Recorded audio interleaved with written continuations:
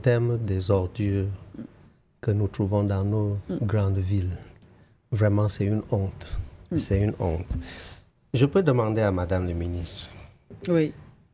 Il y avait quoi avant? Il y avait quoi avant? Quand Ahidjo était là, il fallait voir la... Lui-même, il descendait. Oui.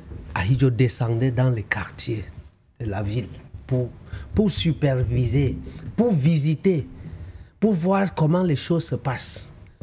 Aujourd'hui, nous avons même un ministre qui s'assoit et dit, il y a les ordures, moi je ne vois pas les ordures. Hein, les ordures là sont même où? Je ne les vois pas. Quand je conduis, je vis à Yaoundé, je ne vois pas les ordures. Vraiment, la situation est alarmante. Parce que vous passez, il y a des quartiers où vous passez, vous mettez la main sur la bouche, sur la face, pour ne pas sentir, pour ne pas avaler ce qui vient de là. Vous savez, nous sommes un pays très riche, mais nous sommes trop pauvres à cause de la mauvaise gestion du pays. C'est la corruption. Tout ceci est dans le budget du ministère. Isakam attend l'argent pour mettre le carburant, pour faire fonctionner les véhicules. Les véhicules sont en panne. Il faut réparer. Le budget ne vient pas. D'où part l'argent? On a des lignes de budget qu'on utilise.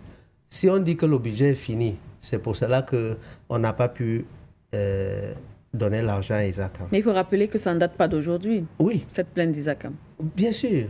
Mais il y a la ligne 82, combien là? 81, 80 quoi? Qu'on utilise. 92, 94. On utilise pour faire d'autres choses. Des choses banales, des choses qui n'ont pas de raison. Alors qu'il y a une société qui a une activité capitale pour la santé même de nous, les habitants, les Camerounais, les habitants au Cameroun. Mais on ne fait pas. Vous savez, le problème avec ce gouvernement, c'est que j'ai parlé du temps d'Ahidjo.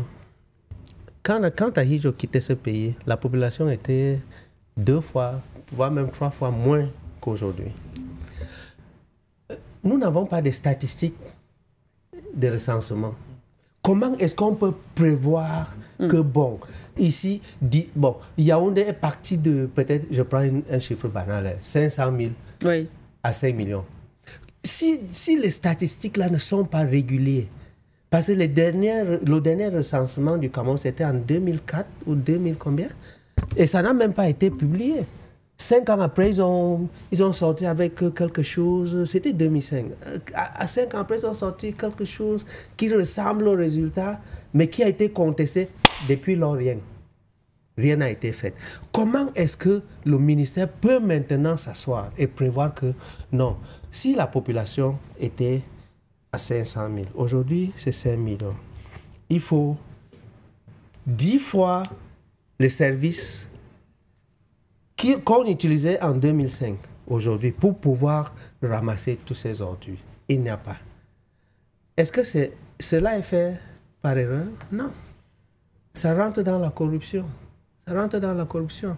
Ceux qui ne veulent pas que ces chiffres-là sortent, c'est parce qu'ils savent pourquoi ils ne veulent pas que nous connaissons le nombre de Camerounais que nous sommes actuellement, pour pouvoir, au moment venu, toujours tricher aux élections.